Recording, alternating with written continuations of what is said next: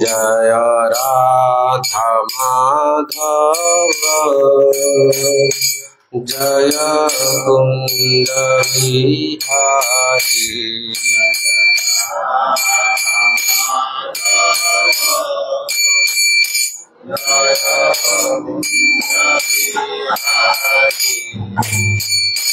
जय गोपी जनवल्लभ जय गिरिवरधारी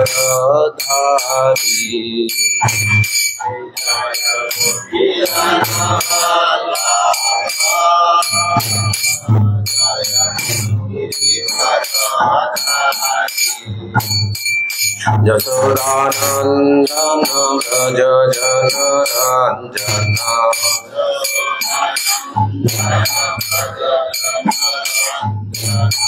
यशोदानंदन व्रज जनरंजन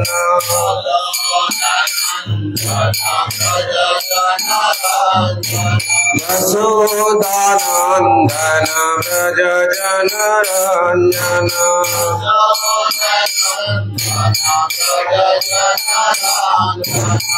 यमुना तीरावनचारी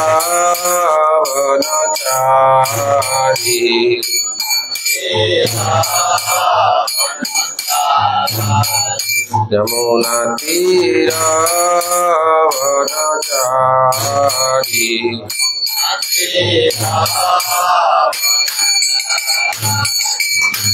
राधा माधव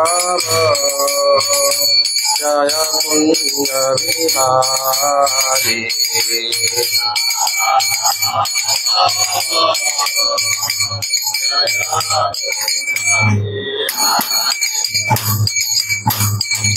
कृष्ण हरे Krishna Krishna Krishna Hare Hare Hare Ram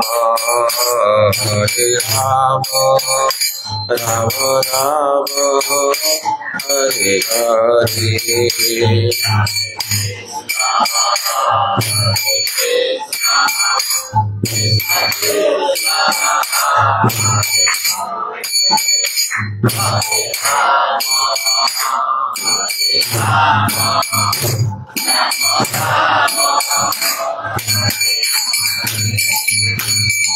Hare Krishna, Krishna Krishna, Hare Hare, Hare Rama, Rama Rama, Hare Hare. Hare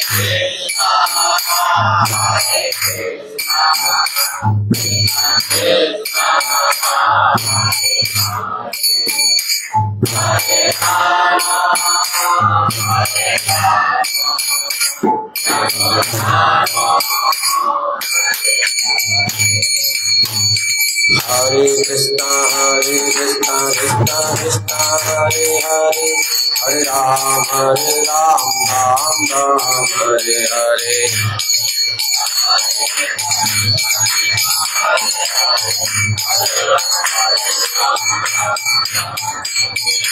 Hare Krishna, Krishna Krishna, Hare Hare, Hare Ram, Ram Ram, Hare Hare.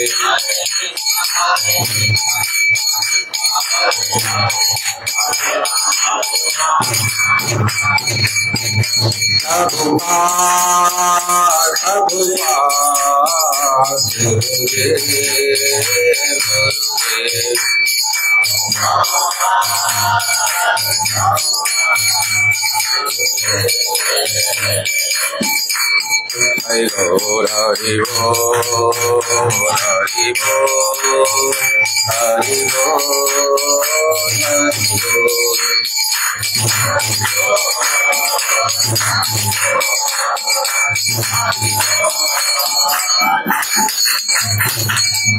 जय भुवन मंगल श्री हरिनाम संकीर्तन की जय। हरिनाम संकीर्तन प्रवर्तक श्रीमन गौरंग महाप्रभु की जय। प्रेम प्रदाता श्रीमन नित्यानंद प्रभु की जय। जगत गुरु शिल प्रभुपाद की जय। पतित पावन श्रील गुरुदेव की जय। समस्त वैष्णव भक्त वृंद की जय। निताय गौर प्रेमानंद। हरि हरि। ओम ज्ञानं तिमिरन्धस्य ज्ञानाञ्जनशलाकया चक्षुरुन्मीलितं येन तस्मै श्रीगुरवे नमः। मुखं करोति वाचालं पङ्गुं लङ्घायते गिरिं यतः कृपातमहं वन्दे श्रीगुरुदिनतारिणे।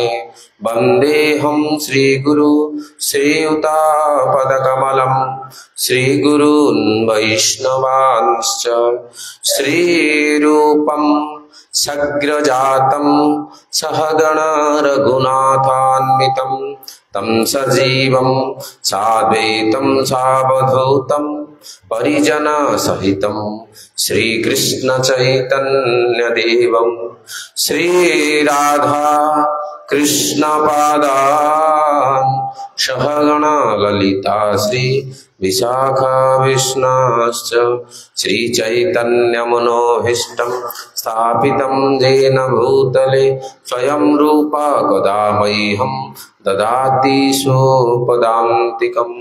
नमो विष्णुपादाय कृष्णप्रेष्ठाय भूतले श्रीमते हलधर स्वामी इति नामिने। नमो विष्णुपादाय कृष्णप्रेष्ठाय भूतले श्रीमते गौरगोविंद स्वामी इति नामिने। नमो विष्णुपादाय कृष्णप्रेष्ठाय भूतले श्रीमते भक्तिवेदांत स्वामी इति नामिने।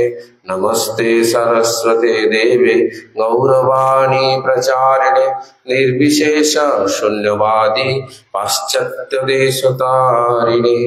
जय श्री कृष्ण चैतन्य प्रभु नित्यानंद श्री अद्वैत गदाधर श्रीवासादि श्री गौर भक्त वृंद। हरे कृष्णा कृष्ण कृष्ण हरे हरे हरे राम राम राम हरे हरे। ओम नमो भगवते वासुदेवाय।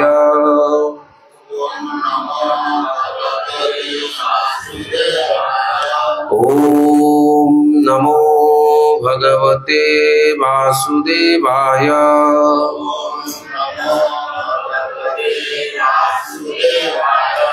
ओम नमो भगवते वासुदेवाय।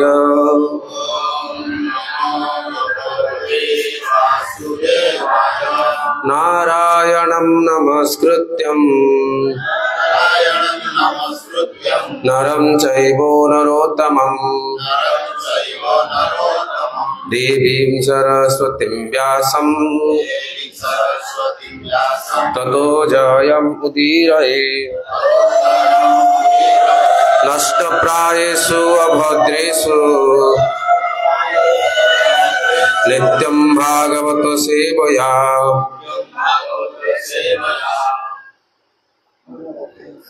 भगवती उत्तम श्लोके भक्तिर्भवति नैष्ठिकी। जय ग्रंथराज श्रीमद्भागवतम श्रीमद्भगवद गीता की जय। जगत गुरु शिल प्रभुपाद की जय। पतित पावन श्रील गुरुदेव की जय। समस्त वैष्णव भक्त वृंद की जय। हिताय गौर प्रेमानंद हरि।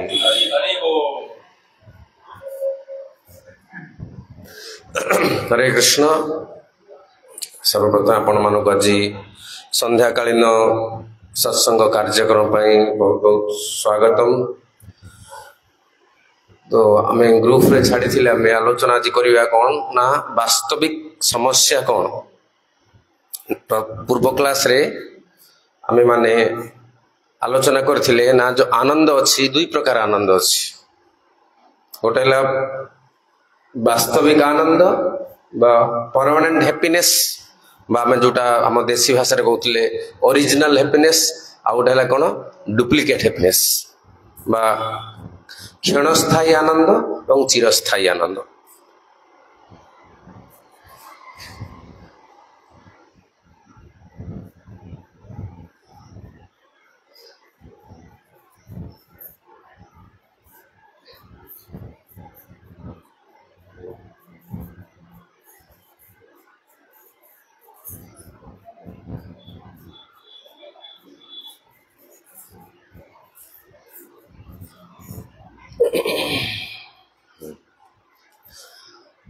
तो चिरस्थायी आनंदर लक्षण कौन एवं क्षणस्थायी आनंदर लक्षण कौन इस विषय में आमे पूर्व क्लास रे आलोचना करथिले। तो क्लास हमर शेष को उठेइला अर्थर ना में चिरस्थायी आनंद ए संसार रे अछि एवं आमे समस्ते पाई परिबा ताहले पाई काहे की पारुने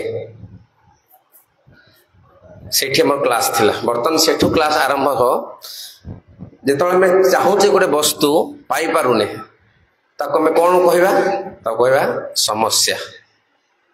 ସମସ୍ୟାର ବ୍ୟାଖ୍ୟା କଣ? ସମସ୍ୟାର ବ୍ୟାଖ୍ୟା ହେଲା ଆମେ ଯୋଉ ଜିନିଷ ଚାହୁଁଛେ କିମ୍ବା ପାଇବାକୁ ଇଚ୍ଛା କରୁଛେ କିନ୍ତୁ ସେଇଟା ପୂର୍ଣ୍ଣ ହେବାରେ କିଛି ଗୋଟେ ପ୍ରତିବନ୍ଧକ ଆସୁଛି ତାକୁ କୁହାଯିବ କଣ ସମସ୍ୟା। ତ ଏଇଭଳି ଭାବରେ जो चिरस्थायी आनंद अच्छी चिरस्थायी आनंद प्राप्त होगा पाई आम किसी बाधा विघ्न आसूची आम समस्या बोली कहू। जदि आम पचारिबा ना आपण जीवन में कौन समस्या पहुंचार तो कौन आवश्यकता नहीं व्यक्तिगत हम आम समस्या क्या कहवा जब पचारि शुभकांत प्रभु को समस्या आपण हिसाब से समस्याटा कौन? समस्या समस्त अलग अलग है किंतु व्यक्तिगत जोटा इच्छा था सेटा न जति से प्राप्त न सेटा समस्यार डेफिनेशन हेला आपण हिसाब से समस्या कौन जेमि मो हिसाब से समस्या कौन जदि मु कहबी आपण हसी पारंती जेति भोट करचंदी सेति न आसी अधिक आसी गेले कि कम आसी गेले मोर समस्या कहीं प्रसाद में ठीक मैनेजमेंट हे परिबो ना एटा मोर समस्या मोर समस्या में जाई मिलिला। हां बस प्रभु जी जाऊँ केस धरिया केस मिलला ना कि से समस्या से कुना प्रभु पचार समस्या कौन? कुना प्रभु कौन समस्या? छात पड़ुची वर्षा होगा कि बारंबार फोन कर कहीं सत्संग आसुन बोली कहते छात पकेबी ना सत्संग आसबी यहाँ कुना प्रभु समस्या। यही भाव में आम जिते सब व्यक्ति बसी समस्त को पचार समस्त समस्यार अलग अलग विवाहिक माने अलग अलग समस्या अच्छी किए कह ना युद्ध होटा गोटे समस्या। बर्तमान इंडिया पाकिस्तान रे एमती भारत पाकिस्तान मध्य किसी युद्ध कालीन परिस्थिति सृष्टि होता आज जो किसी समस्या होता स्टॉक एक्सचेंज तलू पड़ेगा आम रेट सब बढ़ीज यही प्रकार समस्या किंबा किए कह ना एत सब जो करप्शन हो लांच नौ यहाँ सब बड़ समस्या किंबा किए कह ना इंडस्ट्रियलाइजेशन हो जो शिल्पर अग्रगति हो द्वारा वायुमंडल प्रदूषण हो गोटे समस्या। यही भाव में समस्यार अंत नहीं किए कह स्मार्टफोन ये बहुत समस्या क्या स्मार्टफोन कह ये तो स्मार्टफोन मत करोड़पति करोड़पति बनईदेला आउ क्या स्मार्टफोन माने कॉल आसिले विरक्त फेंगी देवा चाहूँचे सी। तो यही भाव में प्रत्येक व्यक्तिंकर समस्या अलग अलग किंतु आमे जदि समस्त प्रकार समस्या को विभागीकरण करवा कहीं प्रत्येक व्यक्तिर समस्या को जब समाधान करने को ताहले पागल हो जीवन सरीज समस्यार समाधान हो पार ना से आमे कौन करिया प्रथमे समस्या को विभागीकरण करदे जद्वारा आमे वर्तमान कौन चाहूचे ना समस्याटा को समाधान करने चाहूचे जद्वारा आमे परमानेंट हैप्पीनेस बा चिरस्थायी आनंद पाई परिबा। किंतु समस्या सब आपण 30 जन बस 30 जन 30टा समस्या सुनले तो मु पागल हो तो से कौन करिया प्रथमे आमे डायग्नोसिस करवा विभागीकरण करदे जद्वारा आमको तार समाधान करने सुविधा। तो समस्या को जब विभागीकरण करा ताहले दुई प्रकार विभागीकरण हम। गोटे है वास्तविक समस्या आउ गोटे है सापेक्ष समस्या। बुझीबारे टिके आपन को असुविधा हो पारे किसी आप धैर्य धरतु ताको मु बुझेबी आपन को भल भाबे। कोन समस्या केते प्रकार होइला दुई प्रकार गोटे है वास्तविक समस्या गोटे सापेक्ष समस्या। वास्तविक समस्या कहा को कहबा और सापेक्ष समस्या कहा को कहबा आपको चिंता करिया पूर्व आपन मो गोटे 10 सेकंड पई ए जिंस को देखिबे समस्त पिक्चर को देखिए 10 सेकंड पई मु तापर ए पिक्चर विषय आपन गोटे क्वेश्चन पचारिबी भल भाई देखो दुईटा पिक्चर को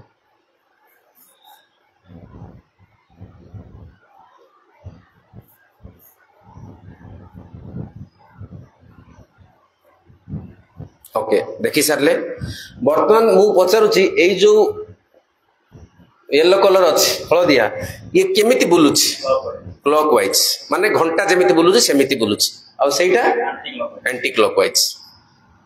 अजित प्रभु एटा केमिति बुलुची सेटा केमिति बुलुची कहले एटा जेमिति घड़ी बुलुची सेमिति बुलुची सेटा अपोजिट बुलुची। माताजी माने कि कहबा को चाहिबे माताजी कहंतो लास्ट लुचि बसिले हम ना आगु आसियो पड़ियो कहंतो केमिति बुलुची कहले हाँ घड़ी आपण माने सब बहुत बढ़िया आंसर देले किंतु समस्त आंसर भूल एटा बुलुनी किछि भी बुलुनी। हाँ एटा बुलुनी एक्चुअली देखा जाउछ बुलिला भली बुझि पाइले तो ताकू कहा जीवो सापेक्ष माने देखा जाउछ बुलिला भली आकू कहा जे इंग्लिश रे कोन कहछि ऑप्टिकल इल्यूजन माने आम देखिबार गोटे भ्रमटा किंतु लागुच कि सतरे लागुच कि बुल्ला भली लागुच भल भाव देखा एटा एमती बुल्ला भली लागुच एटा एमती बुल्ला भली लागुच नहीं कि किंतु प्रकृति एटा बुलुनी ना कोटा भी बुलुनी सब बुल्ला भली लागुच किंतु बुलुनी एटा देखिया पई त वास्तविक कोन सापेक्ष कोन एटा देखिया पई मु आपन को देखैली जे बुझी परिबे सापेक्ष गोटे बहुत कष्ट वर्ड हे जाउछ हम बुझी परिबे ने कोन। तो से भली भाव समस्याटा कौन गोटे है वास्तविक आउ सापेक्ष। वास्तविक समस्या माने जोटा कि प्रकृत समस्या एवं सापेक्ष माने जोटा समस्या भली देखा जाउछि किंतु प्रकृत सेटा समस्या नुह। एटा दी प्रकार कैटेगराइजेशन बा विभागीकरण। वर्तमान देखिबा हमें सापेक्ष समस्या कौन बा सापेक्ष समस्यार लक्षण कहा को हमें सापेक्ष समस्या कहबा डायग्नोसिस करबा ना हमें रिसर्च करूचे समस्या समाधान करिया पय प्रथम समस्या कौन जानियो पड़े जोरोटा कौन पय हिच को जोरो हिच टैबलेट सही से लिखा जिवो कि नै यूरिनल इन्फेक्शन हेतिले अलगा टैबलेट लिखा हो नॉर्मल जोर हेतिले अलगा टैबलेट लिखा हो सही भली भाबरे आपन को समस्या जेतो हमें जानिबाना समाधान करिया केति। तो सेति पय वर्तमान देखिया सापेक्ष समस्यार लक्षण कौन। तो सापेक्ष समस्यार तीनटा लक्षण अछि। प्रथम लक्षण हला सापेक्ष समस्या हला आपेक्षिक माने रिलेटिव से समस्याटा आपण पय समस्या थाई पारे किंतु अन्य जन पय समस्या नुह से। द्वितीय आउ गोटे समस्या अछि जो समस्या की आरंभ होउची एवं से समस्या शेष भी हो जाउची ताको शेष करिया पय कोनोसी प्रकार माने आपण को चेष्टा करियो पड़ू ऑटोमेटिक शेष हो जाउची ये हला सापेक्ष समस्या। तृतीय हला एमिति गोटे समस्या अछि जो दुईटा समस्या मध्य रे किसी समस्या रहुनी आनंद रहउची। तो एई तीनटा लक्षण युक्त व्यवधान युक्त आरंभ किंबा शेष एवं आपेक्षिक ए तीन प्रकार गुण जदि रहे ताहले से समस्या प्रकृत रे सापेक्ष समस्या जेमिति एइटा बुलिला भलिया लागुची किंतु बुलुनी से भली भाव में आमको लगुच स्मार्टफोन टा मो पाई प्रॉब्लम भक्त वोटिंग कर नथिले आसीगले मो पाई प्रॉब्लम हेई थाई पारे लागुच मते किंतु प्रकृत से समस्या नुह। एई भली भाव में ए तीनटा लक्षण युक्त समस्या कोन कहा जिवो ना सापेक्ष समस्या कहा जिवो। वर्तमान देखिबा आपेक्षिक समस्या काहा को कहा जाउछि बुझी पाइले। तो समस्या कहा को कहा जाए समस्या माने प्रथम हैला आमे जदि किछि वस्तु पाइबा को चाहूचे बा किछि अभिलाषा रखिचे ताहा पूर्ण होबारे जोटा प्रतिबंधक आसुची ताकू समस्या बोली कहा जिवो। एटा हला समस्यार व्याख्या तापर आसिले समस्या केते प्रकार कहीं आम विभागीकरण गोटे कर आवश्यकता रही जेहेतु समस्त समस्या को समाधान करने सक्षम नुह से विभागीकरण कैटेगराइजेशन आवश्यकता रही तो जिते विभागीकरण कौचे दी प्रकार आसिले गोटे समस्या वास्तविक आ गोटे सापेक्ष सापेक्ष समस्या आम वास्तविक समस्या भी लक्षण देखा प्रथम देखुचे सापेक्ष समस्या लक्षण सापेक्ष समस्या लक्षण कौन तीन टा आसला गोटे आपेक्षिक आ गोटे तार आरंभ अच्छी एवं शेष अच्छी तृतीय है व्यवधान युक्त से समस्या बर्तमान देखिए आपेक्षिक सापेक्ष समस्या कौन ये देखो जमीती आम ओडिया रे गोटे कथा अच्छी कहार पुष मास तो कहार सर्वनाश यही जो ढगटा को मन रखिले आपण जानीदेवे जे आपेक्षिक समस्या क्या कह जमीती चित्र देखा गोटे डेंटिस्ट कौन कर दांत बाहर चेष्टा कर तो जार दांत प्रोब्लेम होता गोटे समस्या जो डेंटिस्ट जे दांत डॉक्टर तापाई कौन समस्त दांत पकोड़ा हवा दरकार तापर कस्टमर बढ़े कि नहीं सी कौन प्रार्थना करेंगे दुनिया समस्त निरोग रुहतु डॉक्टर के प्रार्थना करेंगे निरोग रुहतु हो पारे सरकारी डॉक्टर कर बेसरकारी डॉक्टर तो करेंगे ना पेट कथा से केमती कर संभावना तो से आपण को ज्वर होगा मेडिकल स्टोर कहीं ना तो खराब भावी ना कहूँ मेडिकल स्टोर वाले कौन कहे ज्वर हेल्ले आमर मेडिसिन सर आम टे धनी हो तो से भाव में आपन को ज्वर होगा से समस्या किंतु मेडिकल स्टोर वाला जी तार से समस्या नुह तापाई है लाभदायक तो किंतु आपण जोटा समस्या बोली भावुंट से कौन अन्य जन लाभदायक अन्य मान समस्या नुह आपणकर सर्वनाश किंतु तार कौन पुष्यमास तो यही प्रकार समस्या को आम जीवन में आसिले आम भावे मो गोटे समस्या किंतु प्रकृत में ये समस्या नुह से भाव में उदाहरण आउ देखी देखे जमी छत्ता छत्ता दुकानी वर्षा दिन में छत्ता दुकानी कौन कर वर्ष जगह वर्षा हवा आहरी भल किंतु जे रास्ता फल परिया लगाउछंती किंबा जार घर नहीं जो रास्ता कड़े शोई जाऊँ से कौन भावुए वर्षा ऋतु न हवा दरकार वर्षा न आसवा दरकार कहीं आम बिजनेस भल चली चाषी किसी चाषी अच्छा गोटे सुंदर गपटे मन पड़ा गोटे चाषी थिला तार दी झील थे दी झील को से दुई जन घरे बाहर देथिला जन घरे बाहर देथिला सी हेले किए ना कुंभार आउ जड़े घर को झील को बाहर दिए चाषी तो सी ये जो बसा व्रत कौन आती केन्द्रापड़ा कहते कौन कहते नेक्स्ट प्रीवियस जस्ट गला ना सावित्री उषा कौन नहीं जाइला झील घर को तो चाषी घर जो झील देता पचारा बापा माँ कौन कह कौन दरकार बापा टी भगवान प्रार्थना करंतु वर्षा हवा दरकार वर्षा ना केमती कौन हम चाष बास हो पार हौ ठीक अच्छे भगवान प्रार्थना करी वर्षा हम तापर सान झील घर गला माँ कौन असुविधा है कौन कह समस्या कौन बापा टी भगवान प्रार्थना करंतु जमी वर्षा न हवा दरकार हांडी सुखिबो केमिति हांडी न सुखिले हम बिजनेस हम केमिति बापा कहला रे मु कौन बोली प्रार्थना करी बस भगवान वर्षा करा बोली प्रार्थना करी ना वर्षा करो ना बोली प्रार्थना करी तो यही प्रकार परिस्थिति आम भी रोचे तो प्रकृत में ये जो छत्ता दुकानी सी प्रतिन करे कौन ना भावे कौन ना वर्षा हवा दरकार मो छत्ता सेलिंग हवा दरकार किंतु जो माने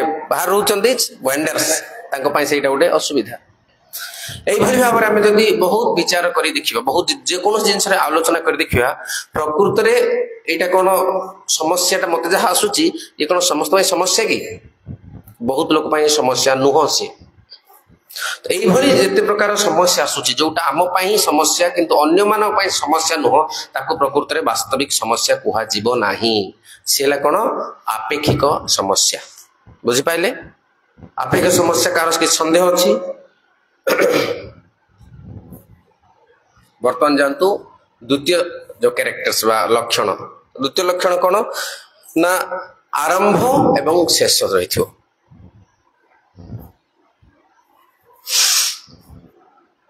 जमिति गोटे राजा राज्य शासन कर बहुत माने ଚାପରେ ଡିପ୍ରେସନରେ ଥିଲା। ଥରେ ସେ ଗୋଟେ ସାଧୁଙ୍କ ପାଖକୁ ଭେଟିଲା, କହିଲା ଆଜ୍ଞା ମୋର ଜୀବନରେ ବହୁତ ସମସ୍ୟା ଅଛି, ସମସ୍ୟାର ସମାଧାନ କ'ଣ? ତ ସାଧୁ ତାକୁ ଗୋଟେ ବକ୍ସ ଦେଲେ। ଠିକ ଅଛି, ସାଧୁ ତାଙ୍କୁ ଗୋଟେ ବକ୍ସଟେ ଦେଲେ। ବକ୍ସରେ କିଛି ଗୋଟେ ଲେଖିକି ଦେଇଥିଲେ, କହିଲେ ଏଇଟାକୁ ତମେ ନେଇଯାଅ, ଆଉ ଜୀବନରେ ଯେତେବେଳେ ସବୁଠାରୁ ଅଧିକ କଷ୍ଟ କିମ୍ବା ସବୁଠାରୁ ଅଧିକ ସୁଖ ହବ ସେତେବେଳେ ତାକୁ ଗୋଟେ ଖୋଲିକି ଦେଖିବ। ତ ତା ଜୀବନରେ ଏମିତି ଭାବରେ ଦୁଃଖ ପରିସ୍ଥିତି ଆସିଲା, ତ ମନେ ପଡିଲା ସାଧୁଙ୍କ କଥା। ଆରେ ସାଧୁ ତ ମତେ ଗୋଟେ ବକ୍ସ ଦେଇଥିଲେ, ଜୀବନରେ ଯେତେବେଳେ ବହୁତ ଦୁଃଖ ଆସିବ ତାକୁ ଖୋଲିକି ଦେଖିବ ବୋଲି କହିଥିଲେ। ତ ସେ ବକ୍ସଟାକୁ ସେ ଖୋଲିକି ଦେଖିଲା। ସେ ବକ୍ସରେ କ'ଣ ଗୋଟେ କାଗଜରେ ଲେଖା ଅଛି, କହିଲେ ଏହି ସମୟ କ୍ଷଣସ୍ଥାୟୀ ରହିବ ନାହିଁ, ଚାଲିଯିବ। ସେ ଶୁଣିବାରେ ଖୁସି ହେଇଗଲା। ମୁଁ ଭାବୁଥିଲି ମୋ ଦୁଃଖଟା ଜୀବନ ରହିବ ନା କ'ଣ, ଆଚ୍ଛା ପଳେଇଯିବ କହୁଛନ୍ତି, ଠିକ ଅଛି ରଖିଲା, ଆନନ୍ଦ ହେଇ ପଳେଇ ରହିଲା।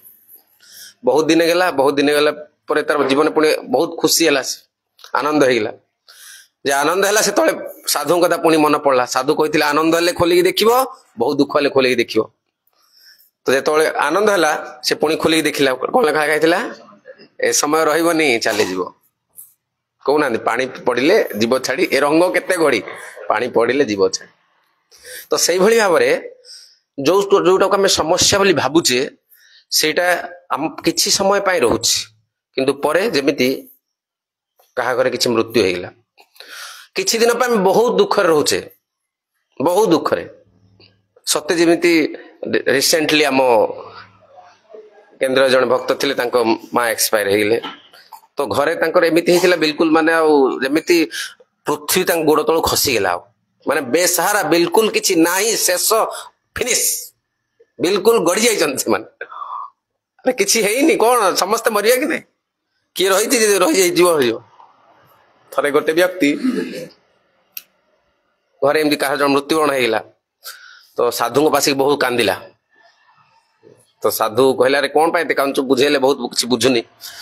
କହିଲେ ଆଜ୍ଞା ଆପଣ ତ ଏଡେ ବଡ ସାଧୁ, ଟିକେ ବଞ୍ଚେଇ ଦଉନାହାନ୍ତି। ସମସ୍ତ ଆପଣ ନାଁ ଶୁଣିଛୁ, ସାଧୁଙ୍କ ନାଁ ଥିଲା କ'ଣ? ମହାତପା। କହିଲେ ଆପଣ ତ ଏତେ ବଡ ସାଧୁ, ଟିକେ ବଞ୍ଚେଇ ଦଉନାହାନ୍ତି। ବହୁତ ବୁଝେଇଲେ କିନ୍ତୁ ସେ କାନ୍ଦିକି ଗଡି ଯାଉଛି, ଶୁଣୁନି। ସାଧୁ କ'ଣ କହିଲେ, ଆଚ୍ଛା ମୁଁ ବଞ୍ଚେଇଦେବି, ଗୋଟେ କଣ୍ଡିସନରେ ବଞ୍ଚେଇଦେବି, ଯଦି ତୁ ସେଇଟା କରିବୁ। ଆଜ୍ଞା ସବୁ କିଛି ମୁଁ କରିବାକୁ ତୟାର, ଯଦି ବଞ୍ଚେଇଦେବେ ଆପଣ। ହଉ ଯା, ଗୋଟେ କାମ କରିବ, ମୁଠେ ଚାଉଳ ଭିକ ନେଇକି ଆସିବୁ। କାହାଠୁ ନେଇକି ଆସିବୁ? ପଚାରିବୁ ଆଜ୍ଞା ଆପଣ ଘରେ ଆଜି ଯାଏଁ କିଏ ମରିନାହାନ୍ତି କି, ଏମିତି ଅଛନ୍ତି? ଯଦି ହଁ କହିବେ ତାଙ୍କ ଘରୁ ମୁଠେ ଚାଉଳ ଭିକ ନେଇକି ଆସିବୁ, ଆଉ ସେ ଚାଉଳରେ ମୁଁ ଟିକେ ମନ୍ତ୍ର କରି ଦେଇଦେବି, ଇଏ ବଞ୍ଚିଯିବ। ସେ ବିଚାର ବାହାରିଲା, ସମସ୍ତଙ୍କୁ ଭିକ ମାଗି ଯାଉଛି। ପଚାରୁଛି ଆଜ୍ଞା ଆପଣଙ୍କ ଘରେ ଏମିତି କିଏ ଅଛନ୍ତି ଆଜି ଯାଏଁ ମରିନାହାନ୍ତି? ନା ତମ ଘର ତ ପୂର୍ବପୁରୁଷ ମାନେ ମରିଛନ୍ତି, ତ ଚାଉଳ ନେଇ ହବ ନା। ସକାଳୁ ସଞ୍ଜ ଯାଏଁ ହେଇଗଲା, ସମସ୍ତଙ୍କ ଘରେ କେହି ନା, ଏମିତି ଲୋକ ଅଛନ୍ତି ଯେ ନ ମରିକି ଅମର ହେଇକି ଅଛନ୍ତି, ନାହାନ୍ତି, କେହି ନା, ସମସ୍ତେ ମରିଛନ୍ତି। ସେ ଆସିକି କହିଲା ଆଜ୍ଞା ଏମିତି କେହି ବି ମତେ ମିଳିଲେନି ଯେ ଯାହା ଘରେ କେହି ମରିନାହାନ୍ତି, ଏମିତି କେହି ମିଳିଲେ ନା। ଆଚ୍ଛା ଯଦି ସମସ୍ତେ ମରୁଛନ୍ତି, ତମେ କାହିଁ ବଞ୍ଚିବା ପାଇଁ ଶୋକ କରୁଛ? ବୁଝିଗଲ ତ ଏବେ ଭୁଲିକି? ଠିକ ଅଛି, ତ ପଳାଅ, ଆଉ ବଞ୍ଚିବାର ଆବଶ୍ୟକତା ନାହିଁ। ତ କହିବାର ଉଦ୍ଦେଶ୍ୟ ଥିଲା, ଏଇ ଯୋଉ ଆମେ ପଳେଇଲେ ବା କି ମରିଗଲେ ଘରେ ଗଲେ ଆମେ ବହୁତ ଯୋଉ ଦୁଃଖ କରୁଛେ, ଏ ଦୁଃଖ ବି ଆମର ପରମାନେଣ୍ଟ ରହୁଛି କି, ନିତ୍ୟ ଭାବେ ରହୁଛି କି? କିଛି ଦିନ ରହୁଛି, ଅନ୍ୟ କୌଣସି ସୁଖ, ନାତି ହେଲା, ପୁଅର ଚାକିରି ହେଇଗଲା, ଏଇଭଳିଆ ଅନ୍ୟ କିଛି ସୁଖ ଆସୁଛି, ଯାହା ଦ୍ୱାରା ଆମେ ଦୁଃଖଟାକୁ ଭୁଲି ଯାଉଛେ। ତ ଏଇଭଳି ଭାବରେ ଯୋଉ ସମସ୍ୟା କିଛି ସମୟ ପାଇଁ ଆମ ଜୀବନରେ ରହେ, କିନ୍ତୁ ପରବର୍ତ୍ତୀ ସମୟରେ ସିଏ ଚାଲିଯାଏ, ପୁଣି ଆନନ୍ଦ ଆସିଯାଏ, ତାକୁ କ'ଣ କୁହାଯାଏ? ଏ ସମସ୍ୟା କ'ଣ? ଆରମ୍ଭ ଆଉ ଶେଷ ଅଛି। ସେଥିପାଇଁ ୟାକୁ କ'ଣ କୁହାଯିବ? ଇଏ ହେଲା ସାପେକ୍ଷ ସମୀକ୍ଷା ଲକ୍ଷଣ। ତୃତୀୟ ସମସ୍ୟାଟା କ'ଣ ନା, ଯୋଉଟା ତୃତୀୟ ଲକ୍ଷଣ କ'ଣ ନା, ସେ ସମସ୍ୟାର ବ୍ୟବଧାନ ଯୁକ୍ତ। ଯେମିତି ଦେଖନ୍ତୁ ଆମ ଆଶିଷ ପ୍ରଭୁଙ୍କ ଜୀବନର ନାଁ ନେଇଗଲି, କ୍ଷମା କରିବେ। ଗୋଟେ କାଲି କଥା ହଉଥିଲେ, ସେ ଉଦାହରଣ ଦେଇ ତାଙ୍କ ଜୀବନର ଷ୍ଟୋରି କହୁଥିଲେ, କିଭଳି ଭାବରେ ବ୍ୟବଧାନ ଯୁକ୍ତ ସମସ୍ୟା। କେତେ ସୁନ୍ଦର ଝିଅ ଦେଖି ଜଣେ ବାହା ହେଇଗଲା, ଆଉ ବାହା ହେଇଗଲା, ସିଏ କହୁଥିଲା ଆରେ ତୁ ବାହା ନା, ଆକୁ ଏ ନାଗୁଣୀଟା ବାହା ନା, କିନ୍ତୁ ସିଏ କହିଲା ନା କେଡେ ସୁନ୍ଦର ଦେଖାଯାଉଛି ବୋଲି ତା ବାହା ହେଇଗଲା। ଆଉ ପରେ ଯେତେବେଳେ ଅସଲ ରୂପ ଦେଖିଲା, ଚନ୍ଦ୍ରମୁଖୀରୁ ଜ୍ୱାଳାମୁଖୀ, ସେ କହିଲା ଆରେ ନା ଦରକାର ନାହିଁ, ମୁଁ ଇସ୍କନକୁ ଆସିଯିବି। ଏଇ ପ୍ରକାର କହିଲା। ତ ଏଇ ସମସ୍ୟାଟା କ'ଣ ନା ସି ଭଲ ଦେଖି ବାହା ହେଇଥିଲା, ଆନନ୍ଦରେ ଥିଲା, କିନ୍ତୁ ଦି ମାସ ପରେ ପୁଣି ତାର ଚେଞ୍ଜ ହେଇଗଲା, ପରିବର୍ତ୍ତନ ହେଇଗଲା। ଯେମିତି ଆପଣ ଗୋଟେ ପୋଖରୀରେ ଗୋଟେ ପଥରଟେ ପକେଇବେ, କଣ ହବ? ୱେଭ୍ସ ମାନେ ତରଙ୍ଗଟା, ତରଙ୍ଗ କେତେବେଳେ ଉଠୁଛି କେତେବେଳେ ବୁଡୁଛି, ପୁଣି ଉଠୁଛି ପୁଣି ବୁଡୁଛି, ସେମିତି ନାହିଁ। ସେଇଭଳି ଭାବରେ ଆମ ଜୀବନରେ ବି ଯୋଉ ସମସ୍ୟାଟା ଆସୁଛି ସିଏ ବି ପରମାନେଣ୍ଟ ନୁହଁ, କେତେବେଳେ ଚାଲି ଯାଉଛି ପୁଣି କେତେବେଳେ ସମସ୍ୟା ଆସୁଛି। ତ ଏଇଭଳି ଭାବରେ ଯୋଉ ଆସିବା ଯିବା ରହୁଛି, ଏଇଭଳି ଏଇ ବ୍ୟବଧାନ ଯୁକ୍ତ ସମସ୍ୟା, ଏଇଟା ବି ପ୍ରକୃତରେ ସମସ୍ୟା ନୁହଁ। କାହିଁକି? କିଛି ପଳେଇବା ମଧ୍ୟରେ ଟିକେ ଭଲ ଅଛି। ନା ବିରୁଡି ଯାକ ହେଇଥିବେ। ତ ହଁ ଏ ବିରୁଡି ବି ଗୋଟେ ସମସ୍ୟା। ଦେଖନ୍ତୁ କରେଣ୍ଟ ପଳେଇଲା ତ ସେ ଗୋଟେ ବିରୁଡି ବି ଗୋଟେ ସମସ୍ୟା। ତ ଏଇଭଳି ଭାବରେ ଯୋଉ ସାପେକ୍ଷ ସମସ୍ୟା ରହୁଛି, ଏ 3 ଗୁଣ ବିଶିଷ୍ଟ, ତିନିଟି ଲକ୍ଷଣ ଯୁକ୍ତ ସମସ୍ୟା। ସେଥିପାଇଁ ୟାକୁ ପ୍ରକୃତ ସମସ୍ୟା କୁହାଯିବ ନାହିଁ। ତ ସାପେକ୍ଷ ସମସ୍ୟା ଆମ ଜୀବନରେ ଆସେ ତ ଆମେ ଡିଲିଂ କେମିତି କରିବା ଦରକାର, କିଭଳି ଭାବରେ ଏ ସମସ୍ୟା ସହିତ ଆମେ ଯୋଡି ହେବା ଦରକାର ବା କନଫ୍ରଣ୍ଟ କରିବା ଦରକାର। କନଫ୍ରଣ୍ଟ କଣ କୁହନ୍ତି? ନା, ସମସ୍ୟାର ସମାଧାନ କନଫ୍ରଣ୍ଟ ମାନେ ଯେମିତି କଣ କୁହନ୍ତି, ସାମ୍ନା କରିବ, ବାସ୍। ହଁ, ତ ସାପେକ୍ଷିକ ସମସ୍ୟା ଆମ ଜୀବନରେ ଯେତେବେଳେ ଆସୁଛି ତାକୁ କେମିତି ସମାଧାନ କରିବା ଦରକାର, ଶ୍ରୀମଦ୍ ଭଗବଦ ଗୀତା 2ୟ ଅଧ୍ୟାୟର 13 ଶ୍ଲୋକରେ କହିଲେ, ମାତ୍ରା ସ୍ପର୍ଶାସ୍ତୁ କୌନ୍ତେୟ ଶୀତୋଷ୍ଣ ସମଦୁଃଖଦା ଆଗାମା ପାଇନ ନିତ୍ୟ ତାନ୍ତି ତିକ୍ଷସ୍ୱ ଭାରତ। ଆରେ ସାପେକ୍ଷ ସମସ୍ୟାର କୌଣସି ସମାଧାନ ନାହିଁ, କି ଗୋଟେ ହିଁ ସମାଧାନ, କିଏ? ଭଗବାନ କହୁଛନ୍ତି। ତ ତାଙ୍କଠୁ ବଡ ଅଥରିଟି କିଏ ଅଛି କି? ଡକ୍ଟର ଯୋଉଟା ମେଡିସିନ ଲେଖିଦେଲା ସେଇଟା ଖାଇଲେ ତ ରୋଗ ଭଲ ହବ। ଭଗବାନ ଯେ ସୃଷ୍ଟି କରୁଛନ୍ତି ସିଏ ସମାଧାନ ଦେଇଦେଲେ। କଣ କହିଲେ? ନା ତାନ୍ ତିତିକ୍ଷସ୍ୱ ଭାରତ। ହେ ଭାରତ, ହେ କୁନ୍ତି ଅର୍ଜୁନ କଣ କରିବ? ତିତିକ୍ଷସ୍ୱ ମାନେ ସହିବ, ସହିଷ୍ଣୁ ହବ। ଏ ସାପେକ୍ଷ ସମସ୍ୟା ଯୋଉଟାରେ କିଛି ବ୍ୟବଧାନ ଯୁକ୍ତ ଅଛି, ଯୋଉଟାରେ ଆରମ୍ଭ ଅଛି କିମ୍ବା ଶେଷ ଅଛି, ଏ ସମସ୍ୟା କହିଲେ ଆଗାମା ପାଇନ ଅନିତ୍ୟ। ଶାସ୍ତ୍ରିକ ରେଫରେନ୍ସେସ୍ ସବୁ ଆସୁଛି କୁଆଡୁ, ଏ ଯୋଉ ଶବ୍ଦ ଯୋଉଟା ଶ୍ଲୋକ ବେଶୀ କୋଟ୍ କରାଯାଉନି ଏଥିପାଇଁ ଯେ ଆପଣ ମାନେ ନୂଆ ବୋଲି ଶ୍ଲୋକ କୋଟ୍ ବେଶୀ କରାଯାଉନି, କିନ୍ତୁ ଆସିଛି ସବୁ ଶାସ୍ତ୍ରରୁ ହିଁ ଆସିଛି। ତ ଏଇଠି ଆମେ ଯୋଉ ସମସ୍ୟା ଶୁଣିଲେ ସାପେକ୍ଷ ସମସ୍ୟାଟା, ଏଇଟା କଣ କହୁଛନ୍ତି?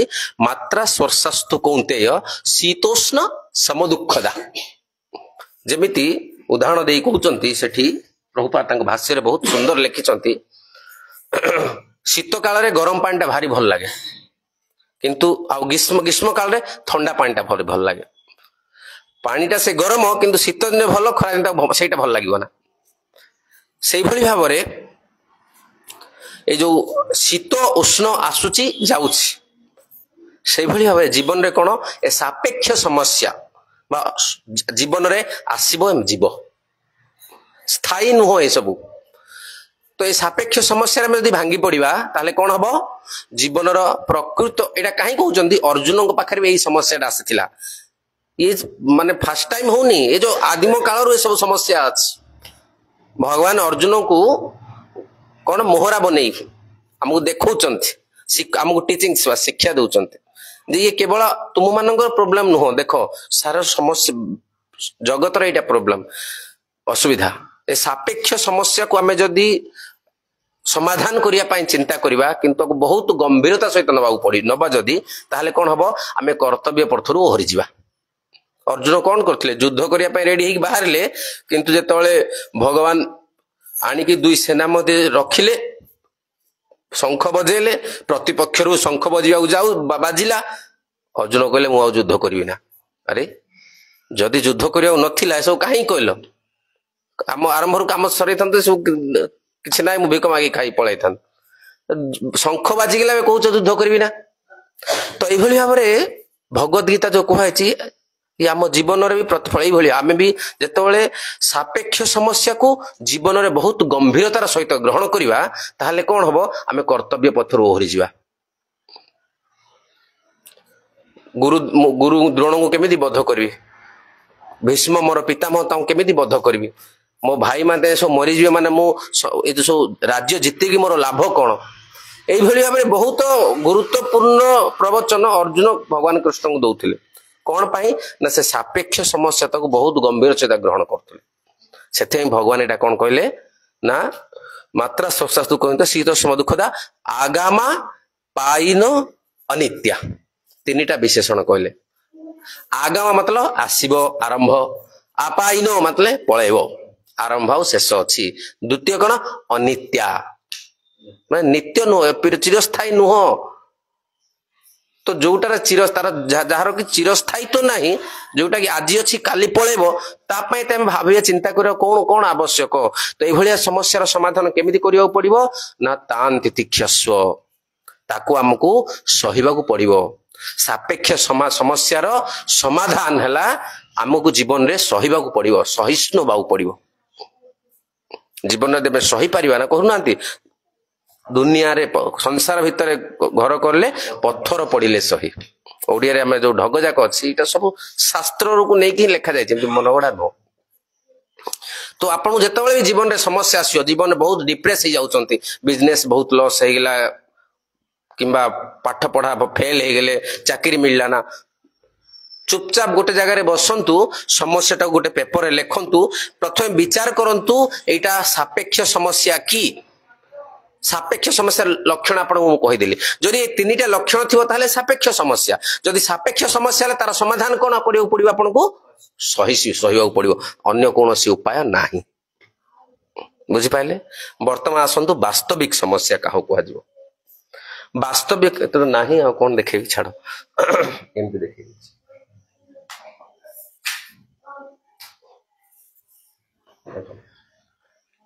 ଦେଖାଯାଉଛି ଭଲ ଭାବେ, ପାଖାପାଖି ଯିଏ ଅଛି ଟିକେ ଦେଖିଦେବେ। ତ ବାସ୍ତବିକ ସମସ୍ୟାର ତିନିଟା ଗୁଣ କଣ କଣ? ପ୍ରଥମ ଗୁଣ ହେଲା କି ସେ ଏମିତି ଗୋଟେ ସମସ୍ୟା ତାକୁ କେହି ସମସ୍ତଙ୍କ ପାଇଁ ସେ ଆପ୍ଲିକେବଲ, ମାନେ ସମସ୍ତଙ୍କୁ, ଯେମିତି ସାପେକ୍ଷ ସମସ୍ୟାରେ ଦେଖୁଥିଲେ ଡେଣ୍ଟିଷ୍ଟର ଫାଇଦା ହେଲା ବେଳକୁ ରୋଗୀର ଲସ୍ ହଉଛି, କିନ୍ତୁ ବାସ୍ତବିକ ସମସ୍ୟା ସେମିତି ନୁହଁ। ଜାତି ଧର୍ମ ବର୍ଣ୍ଣ ଲିଙ୍ଗ ନିର୍ବିଶେଷରେ ସମସ୍ତଙ୍କ ପାଇଁ ସମସ୍ୟା, ତାକୁ ନେଇକି କେହି କହିପାରିବେନି ଯେ ମୋ ପାଇଁ ଲାଭ। ଦ୍ୱିତୀୟ ତାର ଲକ୍ଷଣ କଣ? ତାକୁ କେହି ଚାହାନ୍ତି ନାହିଁ, ସେ ସମସ୍ୟାକୁ ନେବା ପାଇଁ କେହି ଚାହାନ୍ତି ନାହିଁ। ତୃତୀୟ ଲକ୍ଷଣ କଣ ନା ତାକୁ କେହି ଏଡେଇ ବି ପାରିବେ ନାହିଁ, ତାର ନିବାରଣ କରିପାରିବେ ନାହିଁ। ଏ ତିନିଟା ଲକ୍ଷଣ ଯଦି ରହିଛି ସିଏ କୁହାଯିବ କଣ? ବାସ୍ତବିକ ସମସ୍ୟା। କଣ କଣ? ତାକୁ ସମସ୍ତଙ୍କ ପାଇଁ ସମାନ, କେହି ତାକୁ ଚାହାନ୍ତି ନାହିଁ ଏବଂ କେହି ତାର ନିବାରଣ କରିପାରିବେ ନାହିଁ। ଚାହିଁଲେ ବି କହିବେ ମୁଁ ତାକୁ ଆଭଏଡ କରିଦେବି, ଆଭଏଡ କରିବା ସମ୍ଭବ ନୁହଁ। ବୁଝିପାରିଲେ? ଏ ତିନିଟା ସମସ୍ୟା ଯଦି ଆପଣଙ୍କ ଜୀବନରେ କିଛି ଆସୁଛି ତାହେଲେ ସେ ସାପେକ୍ଷ ସମସ୍ୟାର କ୍ୟାଟେଗୋରୀ ନୁହଁ, ସେ ହେଲା ବାସ୍ତବିକ ସମସ୍ୟା। ଆର ସମାଧାନ ବି ଦିଆଯାଇଛି। ଦିଟା ପ୍ରକାର ସମସ୍ୟା, ମୁଖ୍ୟ ବିଭାଗ କଣ ହେଲା? ଦିଟା ପକ୍ଷ ସମସ୍ୟାର ଦି ପ୍ରକାର ସମାଧାନ। ସାପେକ୍ଷ ସମସ୍ୟାର ସମାଧାନ କଣ? ସହିଷ୍ଣୁ। ଆଉ ବାସ୍ତବିକ ସମସ୍ୟା କଣ ନା ସମସ୍ତଙ୍କ ପାଇଁ ଏବଂ କେହି ଚାହାନ୍ତି ନାହିଁ ଏବଂ କେହି ତାକୁ ନିବାରଣ କରିପାରିବେ ନାହିଁ। ତ ଏଇଭଳି ଭାବରେ ସମସ୍ୟା କଣ ଅଛି, କାହାକୁ କୁହାଯିବ, ଏମିତି ସମସ୍ୟାର କ୍ୟାଟେଗୋରାଇଜେସନ କରିଦେଲେ ଆମେ, ଏ ଲକ୍ଷଣ ଥିଲେ ସମସ୍ୟା। କିନ୍ତୁ କଣ ସମସ୍ୟାଟା କଣ ତାହେଲେ ନା ଶାସ୍ତ୍ର କହୁଛି ନା 7 ପ୍ରକାର ସମସ୍ୟା ଅଛି ଯୋଉଟା କି ଏଇ କ୍ୟାଟେଗୋରୀରେ ଆସୁଛି। କୋଉଠି କୁହାହେଲା ନା ଶ୍ରୀମଦ୍ ଭଗବଦ ଗୀତା 13 ଅଧ୍ୟାୟ 9ମ ଶ୍ଲୋକ। ଜନ୍ମ ମୃତ୍ୟୁ ଜରା ବ୍ୟାଧି ଦୁଃଖ ଦୋଷାନୁ ଦର୍ଶନ, 13 ଅଧ୍ୟାୟର 9ମ ଶ୍ଲୋକରେ ଦେଖିବେ। ଏଇଟା ହେଲା 7ଟି ସମସ୍ୟା। ଜନ୍ମ ମୃତ୍ୟୁ ଜରା ବ୍ୟାଧି ଦୁଃଖନୁ ଦୋଷନ। ଦୁଃଖ ହେଲା 3 ପ୍ରକାର ଦୁଃଖ। ଗୋଟେ ହେଲା ଆଧ୍ୟାତ୍ମିକ ଦୁଃଖ, ଆଉ ଗୋଟେ ହେଲା ଆଦି ଭୌତିକ ଦୁଃଖ, ଆଉ ଗୋଟେ ହେଲା ଆଦି ଦୈବିକ ଦୁଃଖ। ଏ 3 ପ୍ରକାର ଦୁଃଖ ଇ ହେଲା ବାସ୍ତବିକ ସମସ୍ୟା। କାହିଁକି? କେହି ବ୍ୟକ୍ତି ଚାହୁଁନାହାନ୍ତି ମୁଁ ମରିଗଲି। କିଏ ଚାହୁଁଛି କହିଲେ? ହଁ ବିଜନେସ ଲସ୍ ହେଇଗଲା,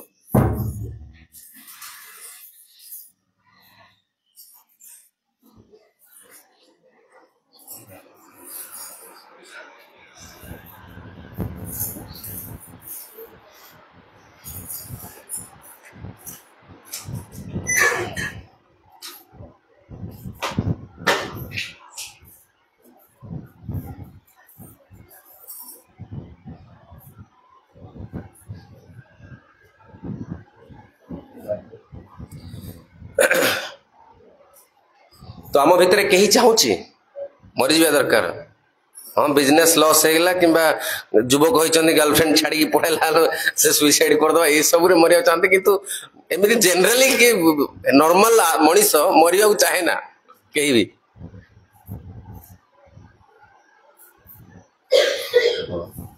वास्तविक समस्या ये लक्षण देखुले समस्त कहीं चाहती नहीं एवं तार निवारण करा जाई परिबो नाही तो यही कैटेगरी जदि आसुची समस्याटा कौन वास्तविक समस्या आ ये समस्या केते प्रकार शास्त्र कहूची 7 प्रकार समस्या अछि भगवद गीता 13 अध्याय 9 श्लोक जन्म मृत्यु जरा व्याधि दुख दोषानुदर्शनम जन्म मृत्यु जरा व्याधि दुख रे कौन 3 प्रकार दुख आध्यात्मिक दुख आधि भौतिक दुख एवं आधि दैविक दुख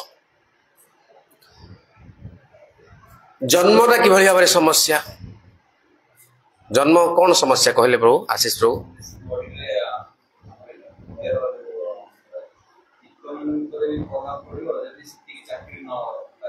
आपण बहुत भाभी देले छोट मुंडरे बेसी भावुचंती ब्रेन पैरालिसिस हे जो एते भावंतु भगवत हाँ भगवत श्रीमद भागवतम कहूची पॉपुलेशन केते बढ़िले भी किसी असुविधा नहीं किंतु यदि कृष्ण चेतना व्यक्ति न बढ़ती सेटा असुविधा राक्षस आसुरिक प्रवृत्तिर व्यक्ति जो बढ़ी जाती सेतबेले सेटा हला पॉपुलेशन प्रॉब्लम किंतु जदि कृष्ण चेतना वाला व्यक्ति माने बढ़ती जेती लोक अच्छे से आउरी 3 गुण हो धरती मान पाखे सबु जिन अच्छी से दे पारे शस्य जिते भी अच्छी सब भगवान धरती माता कौन लुचेक रखी दिखते जो पाप बढ़ी जाए से धरती माता कौन सब जिन लुचेक पाखे रखी दिखते जो धर्मपरायण लोक रही बाहर करके प्रमाण अच्छे श्रीमद भागवतम पृथु महाराज के चरित्र पृथु महाराज बापा बेण थे महाराज बेण बहुत क्रूर स्वभाव व्यक्ति कौन प्रकार धर्म आचरण करूँ खेल पिला मार दौले पिला समय बड़ हो से बहुत व्यभिचार काम कले कौन राज्य शासन ठीक भाव कले ना अधर्म बढ़ी चलला से धनी माता कौन कले ना ठीक समय शस्य सांभा देले ना जो महाराज बेणकर ब्राह्मण माने साप दी मारिदेले पृथु महाराज को राज्य शासन कले पुणी धरी माता कौन सब जिन ठीक टाइम हवा लगे कहीं ना पृथु महाराज भगवान सत्यावेश अवतार थे ठीक भाव परिपालन कले धर्मर संस्थापन कले से कहीं भाविया उचित नुह ये पॉपुलेशन प्रॉब्लम एटा पॉपुलेशन बढ़िया द्वारा कौन प्रॉब्लम हुए ना ये खाली पेपर एमती कह जदि उपयुक्त पुत्र आपण गोटे गृहस्थ व्यक्ति तार जदि गुणवान पुत्र होती 50टा पुत्र हो जाओ कौन असुविधा असुविधा कि नाई जड़े जदि खराब पुत्र हम असुविधा अच्छी कि नहीं से भाव में पॉपुलेशन प्रॉब्लम जनसंख्या बढ़िले कौन असुविधा ना जड़े जड़े 10टा छुआ जन्म कले भी कौन असुविधा ना जदि कृष्ण चेतनार छुआ होते दरकार बास भक्ति सिद्धांत सरस्वती ठाकुर कहते जदि मु कृष्ण चेतना संतान जन्म करी ताहले मु 100 थर बाहवा को पूरा प्रस्तुत अच्छी से सन्यासी थे भक्ति सिद्धांत ठाकुर प्रभुपाद गुरुदेव किंतु कहते मु 100 थर बाहवा प्रस्तुत विवाह करने जदि कृष्ण चेतना संतान गोटे जन्म कर सारे तो से पॉपुलेशन केबे भी प्रॉब्लम नुह जदि से ठीक मानसिकता कृष्ण चेतना अच्छी जन्म ताहले प्रॉब्लम टा कौन हाँ देख जन्म है बेलू हसी हसी जन्म हो देखी किए आज जाए देखी जन्म हो जन्म हो कांदुची कहीं असुविधा कौटे ना जन्मर जंत्र आमे भूली जाइचे आमे समस्ते जंत्रणा स्टेज देकी जाइचे किंतु भूली जाइचे जेमिति मु पचारि आर सप्ताह शनिवार आपण कौन खाई आपण मन अच्छी कि ताने कौन खाई ना कि आप खाई 10 वर्ष तले कौन खाई आज डेट रे मन अच्छी कि मन ना कि भूली जाए ताने कौन आम खाई नहीं कि खाइचे से भाव में जन्म है बेलू आमको जंत्रणा हो जंत्रणा देकी आम आसीचे किंतु भूली जाइए ताने नुहे आम जंत्रणा पाइने तो जन्म है छुआटा जब केतले कांदिब ना डॉक्टर कौन करियो ता इच्छा को मारियो ताकि से कांदू जबरदस्ती कंदेबे कांदुनी जन्म है बेलू कांदुनी माने तार किसी डिफेक्ट अच्छी से छुआर माने कांदिबा कंपलसरी गोटे छुआ पाए कहीं हठात से गर्भरु गोटे अलग कंडीशन थिला सडन बाहर को आसिला वायुमंडल को आसिला गोटे अलग प्रकार कंडीशन एवं जिते सी प्रसव होची केते प्रेशर रे से बाहरुचे केते छोट रास्ता दे एते बड़ छुआटे बाहरुचे माँ को भी कष्ट छुआ को भी कष्ट किए कहूची आमे कौन कहूचे लेबर पेन किए कहूची लेबर जॉय बोली कहूची कि माने गर्भ आनंद बोली किए कहूची ना गर्भ जंत्रणा माटा गर्भ जंत्रणा पाउची एमती कहूचे ना गर्भ आनंद पाउची एमती कहूची ना कहनी कहीं माने जन्म होवाटा गोटे छुआ पाई भी दुखदायक एवं गोटे माँ पाई भी दुखदायक जेतोले हमें भी शुणीचु कहती शास्त्र भी कह जाए जैसे वैराग्यर उदाहरण देवा पाई जेतोले गर्भ माने प्रसव करती माँ माने कौन कहती आउ केबे जीवन रे छुआ जन्म कर ये शेष छुआ किंतु छुआटा बड़ है बड़ हो जाए द्वितीय छुआ पुणी गर्भ होती पुणी छुआ जन्म कर मन रोचे कि भूली जाऊँ से भाव में जन्म आम समस्ते कष्ट बहुत कष्ट देकी आसीचे किंतु भूली जाइए यही कष्टा कहीं भी एड़े दे पार केते बड़ व्यक्ति ही थो पृथ्वी पृष्ठ जी भी जन्म होची यही प्रकार कष्ट देकी आसवा को पड़ो ही पड़ो जिते गर्भरे थाए माँ जो गर्भटा केते छोट से केमती गोटे धनु जमी बंका थाए से भाई बंका ही थाए आ कौन सी प्रकार स्वतंत्रता अच्छी गर्भरे जी थाए कौन सी प्रकार तार स्वतंत्रता ना माँ जहाँ खाइबो ता एसेंस तार सारटा छुआ पाक जीव जो आप्यायन नाड़ी रहे माँ नाड़ी नाभि गोटे नाड़ी बाहरी संतान नाड़ी की जाए कहते आप्यायनी नाड़ी बोली कह जाए और से नाड़ी देकी तार खाइबा जाए गर्भस्थ शिशुर माँ को कौन भल लगे जो गर्भ हती माँ मैंने कौन भल लगे खट्टा चटपटा किंतु प्रकृत वास्तव में जो गर्भर छुआ अच्छी चटपटा भल नुह ताको बहुत पेन देह जलिब कि माँ कौन बुझुची कि सीटा माँ खाई दौर भल लगुच माँ बुढ़ी मैंने दिखती खट्टा तेंतुल टे दी आचार टे दे भल लगे भल एक्चुअली भल नुह से वास्तव में भल नुह कि दौरान ताद्वारा कौन हो गर्भरे छुआ कष्ट पाँच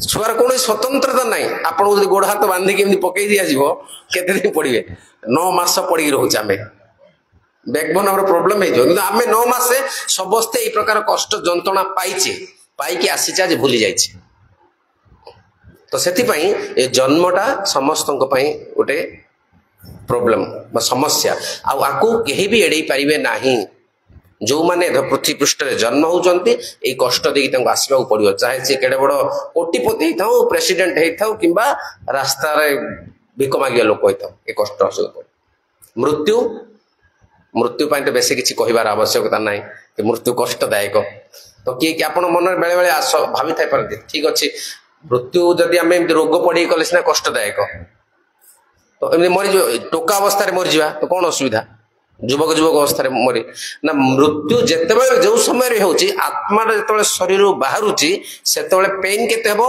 माने आपन जो कष्ट केते प्रकार हबो 80,000 बिछा कामुले जेति कष्ट सेति कष्ट हबो आत्मा के शरीर बाहर जे कौन से उपाय बाहर से सुइसाइड कर दे बाहर ले भी सुइसाइड करूचंत जो व्यक्ति माने से माने वास्तव में जेतोले सुइसाइड अटेम्प्ट कर दियंती सेतोले बंचिया पई चाहंती किंतु से बंचियर तक पर किछ उपाय न थाए अपन जे एनालिसिस करिवे जो सुइसाइड केसेस को अपन निजे तक बुझी पारिबे से माने बंचिया पई बहुत चेष्टा करंती किंतु सेतोला तांका पाखे समय न थाए कहीं आत्माटा जो समय रे बाहरिबो अपन शरीर को एते कष्ट हबो ही हबो 80,000 बिछा कामुल गोटे बिछा जदि कामुड़ी थो जो मान कामुड़ी से जानी पारुथिबे केते पेन हो 80,000 बिछा गोटे थर कामुले केते पेन हबो सेते कष्ट होय आत्मा एते शरीर बाहरी जाए से मृत्युटा समस्त कष्टदायक कहीं भी चाहती ना आमे मो मृत्युवरण करने जरा वृद्धा वृद्धा की चाहते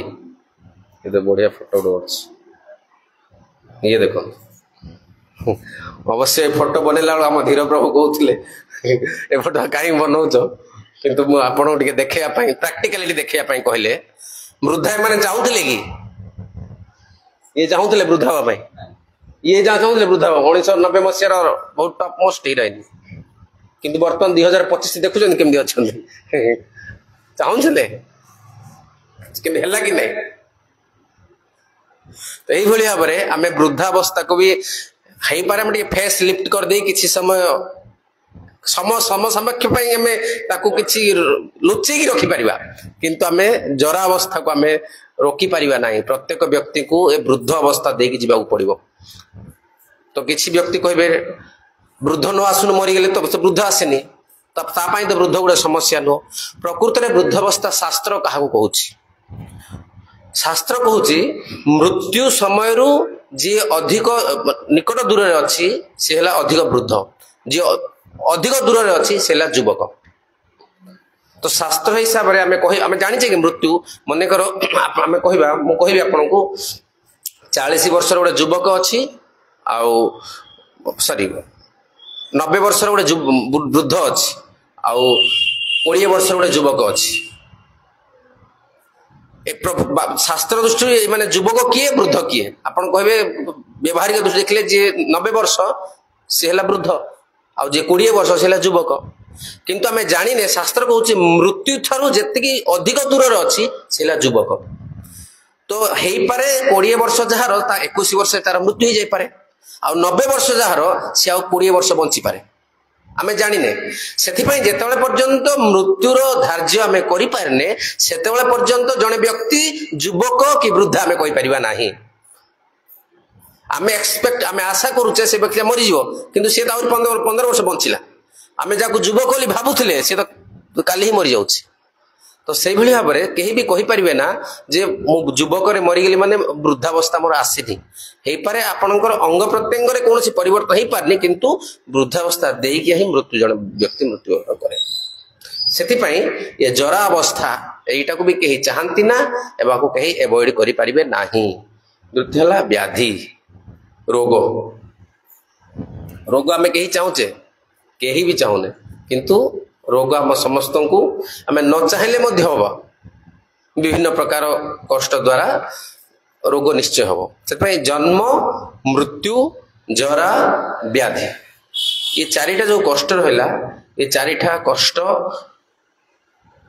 केही चाहंती नाही एवं केही याकू निवारण करि परिबे नाही एवं ये समस्तक पई समान स्त्री पुरुष राष्ट्रपति किंबा भिकारी जहा पाइले ए चारिटा समस्या रहइबो ही रहइबो आ पंचम समस्या कोन ना दुख दुख रे कोन आसिला ना दुख रे आसिला तीन प्रकार दुख आध्यात्मिक दुख आदि भौतिक दुख एवं आदि दैविक दुख आध्यात्मिक दुख माने कोन आम शरीर एवं मन द्वारा द्वारा में जो कष्टटा पाउचे आ को कहजिबो आध्यात्मिक दुख प्रत्येक व्यक्ति केही भी व्यक्ति एमती कहि परिबे ना जे मन मत जीवन रे कोनोसी कष्ट देइनी एटा केबे संभव ना निज मन आम शरीर कोनोसी ना कोन अवस्था हमकु कष्ट दउची ही दउची से भली भाबरे आदि भौतिक माने अन्य जीव जंतु द्वारा अपन जहा कष्ट पाउचंती मशा गोटे कामुड़ देला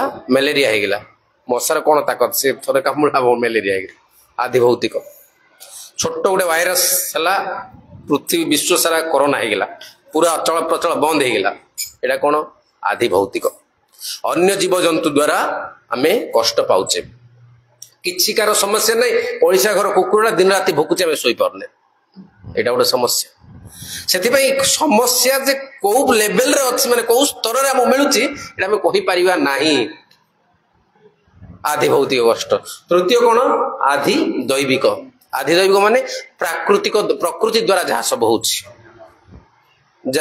देखिथिले कुंभ किंबा हरिद्वार पर जाउथिले लैंडफॉल हे गेला केते लोक मरि गेले प्लेन टा जाउथिला कोन हला क्रैश हे गेला 241 जन मरि गेले जणे बंचिला जा पाखे कंठी वाला पिनथिला आउ जे भगवत गीता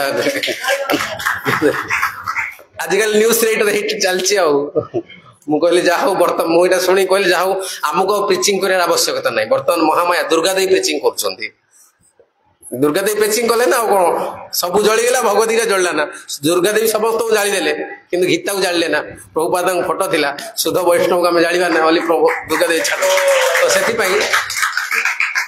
सेति पई हमको बेसी प्रीचिंग करे आवश्यक नहीं अबे बर्तमान इस्कॉन रो प्रीचिंग देवता माने भी नहीं गेले सी हैंड ओवर टेक ओवर करले से हमको बेसी प्रीचिंग करियारो आवश्यकता भी नहीं तो आज्ञा